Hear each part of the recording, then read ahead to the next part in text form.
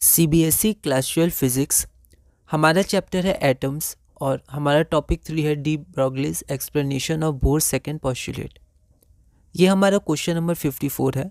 इस वीडियो में हम लोग क्वेश्चन नंबर 54 और 55 करेंगे और इसी के साथ हमारा ये चैप्टर पूरा हो जाएगा। अगली वीडियो से हम लोग न्यूक्लियाई चैप्टर के क्वेश्चंस, प्रीवियस ईयर क्वेश्चंस शुरू करेंगे।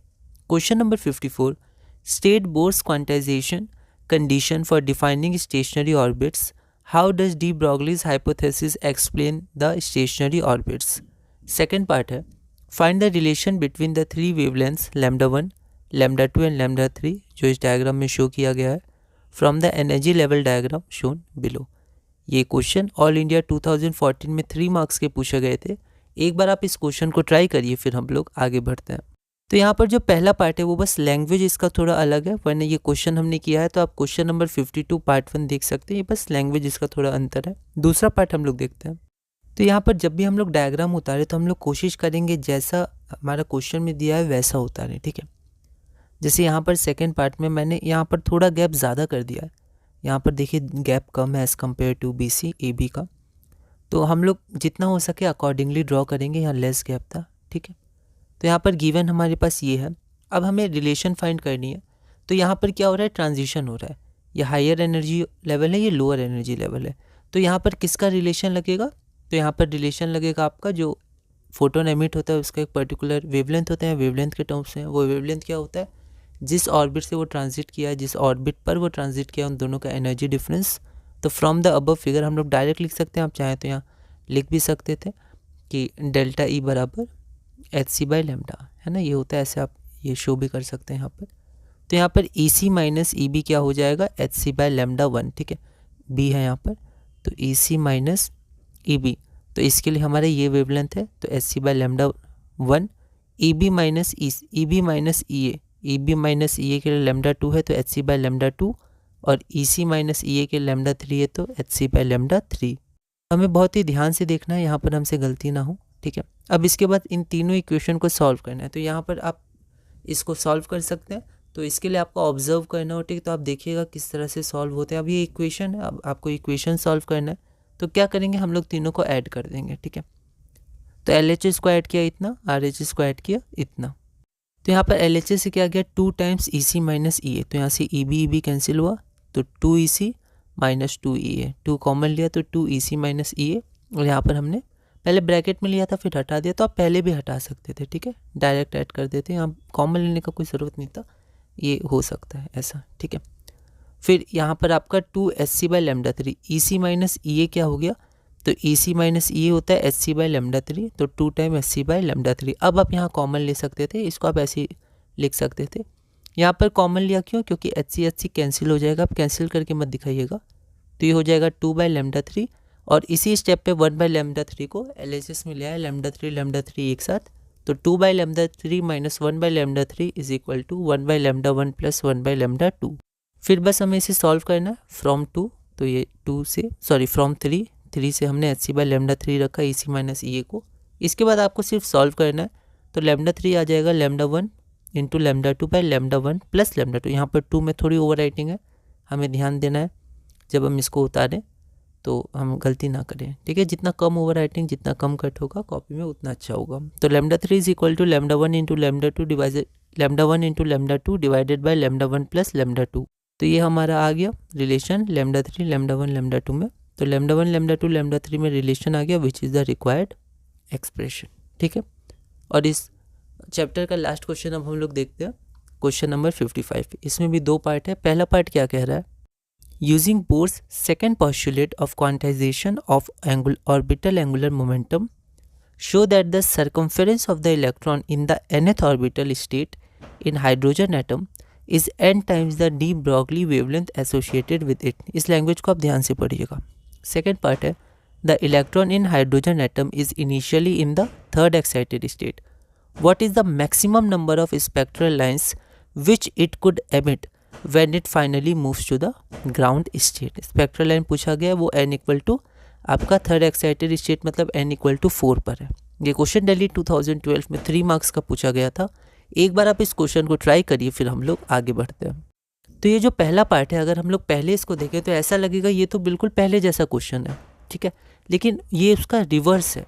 यहाँ पर हमें शो क्या करना है कि सरकमफेरेंस ऑफ द इलेक्ट्रॉन है n times the orbital n, यहाँ पर देखिए the circumference of the electron in the nth orbital मतलब 2πrn, ठीक है, in hydrogen term is n times the de Broglie wavelength is equal to m lambda. तो ये हमें क्या करना है, ये हमें शो करना है।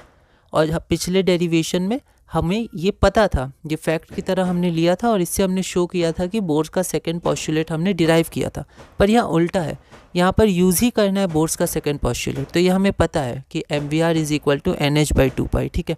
और इसकी मदद से हमें क्या निकालना है, हमें निकालना है कि 2πrn is equal to n times de Broglie wavelength मतलब n लैम्डा, ठीक है। तो हम लोग एक बार इसको देख लेते हैं। तो यहाँ पर ये रिवर्स है क्वेश्चन नंबर 52 का, आप लैंग्वेज ध्यान से पढ़िएगा। तो बोर्स सेकंड पोस्टुलेट क्या होता है तो आप उसको लिखिएगा, 3 मार्क्स का है, ठीक है। तो यहाँ मैंने छोड़ दिया है, आप थ्योरी क्वेश्चन नंबर 52 में लिखा है उससे लिख सकते हैं, या फिर NCERT से आप देख सकते हैं, ये डायरेक्ट इसका पोस्टुलेट है, आपको ध्यान रखना है। तो बोर्स सेकंड पोस्टुलेट आप यहाँ थ्योरी में लिख दीजिएगा, that electron revolves around the nucleus in only that orbit in which the angular momentum of the electron is an integral multiple of h/2π। तो यहाँ से आ जाएगा L is equal to MVR, L angular momentum हो गया, MVR is equal to NH/2π, ये given है। तो यहाँ से हमने 2πr इसको इधर ले गए, MV को नीचे ले गए, तो 2πr is equal to NH/MV, ये इक्वेशन 1 मान लिया। अब हम लोग आगे देखते हैं। तो from de Broglie's hypothesis lambda is equal to h/p, मतलब h बाय मोमेंटम ये भी होता है। तो lambda is equal to h/mv where lambda is equal to de Broglie's wavelength, ठीक है। तो यहाँ से हम लोग MV फाइंड कर सकते हैं। तो देखिए यहाँ भी MV है और यहाँ भी MV है, ठीक है। तो हम लोग क्या करेंगे, एक जगह से दूसरे जगह में MV सब्स्टिट्यूट कर देंगे, ठीक है। तो यहाँ देख सकते हैं हम लोग कि यहाँ से अगर MV की वैल्यू निकालें तो MV is equal to h/λ। अब इस MV जो h/λ है उसको हम लोग यहाँ पुट कर देंगे।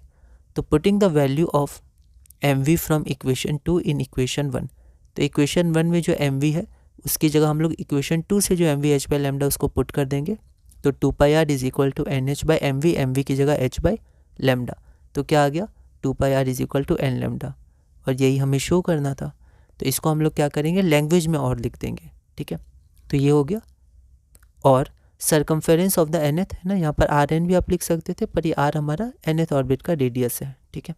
तो आप इसको यहाँ लिख भी सकते हैं कि R is equal to radius of nth orbit, V is equal to velocity of nth orbit, ऐसे आप लिख सकते हैं, ठीक है। तो लैंग्वेज कैसे मॉडिफाई करना है, क्या लिखना है, क्या इक्वेशन बनना है, कैसे आगे बढ़ना है, उसको आप देख सकते हैं।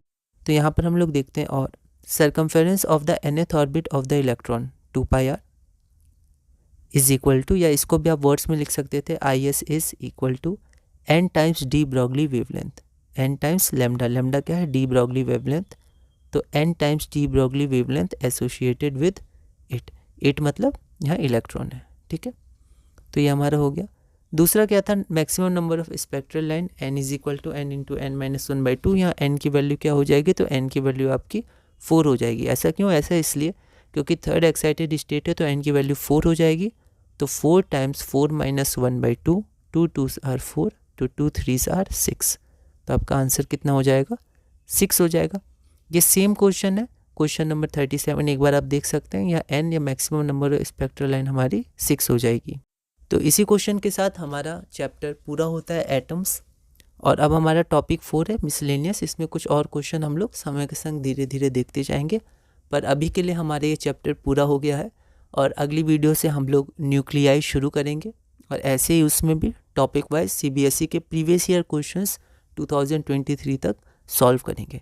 इसमें बस एक बात और कि सिलेबस, जैसे 2024-25 का जो सिलेबस है उसके अनुसार आपके इतने ही टॉपिक्स आ रहे हैं। इसमें आप देख सकते हैं जो हमारा हाइड्रोजन लाइन स्पेक्ट्रा है उसका सिर्फ क्वालिटेटिव ट्रीटमेंट है, मतलब कौन सा सीरीज़ की लाइन है जो हमने कुछ क्वेश्चन किए थे, है ना, 1-2 क्वेश्चन, फिर maximum number of spectral lines उनका कैलकुलेशन, ये सब नहीं है, ठीक है। और जो एक्सप्रेशन है वो एक्सप्रेशन आपका है सिर्फ रेडियस के लिए, ठीक है। टोटल एनर्जी, वेलोसिटी या फिर फ्रीक्वेंसी, इन सब के जो रिलेशन आते हैं फंडामेंटल कॉन्स्टेंट्स में, वो सब नहीं है, डायरेक्ट है। और इनका बेसिकली यूज़ ज़्यादा पूछा जाता है आजकल, मतलब कुछ ईयर्स में, पीछे के कुछ ईयर्स में, रिसेंट क्या पूछा जाता है कि किसके प्रोपोर्शनल है, किसके इन्वर्सली प्रोपोर्शनल है, एमसीक्यू में पूछा जा सकता है, असर्शन रीजन में, ठीक है। तो ये आपका सिलेबस है, ठीक है। तो इसको एक बार आप देख लीजिएगा। और स्पेक्ट्रल लाइंस वगैरह नहीं आते हैं इसमें क्योंकि सिर्फ क्वालिटेटिव ट्रीटमेंट है, लेकिन फिर भी मेंस के लिए इम्पॉर्टेंट है क्योंकि मेंस में कुछ क्वेश्चन आए हुए हैं। तो हमारे ये चैप्टर पूरा हुआ और इसी तरह हम लोग अब अपना अगला चैप्टर न्यूक्लियाई शुरू करेंगे अगली वीडियो से, और उसमें भी सीबीएसई के topic wise previous year questions करेंगे और धीरे धीरे अपने सीबीएसई क्लास 12 फिजिक्स PYQs में आगे बढ़ेंगे।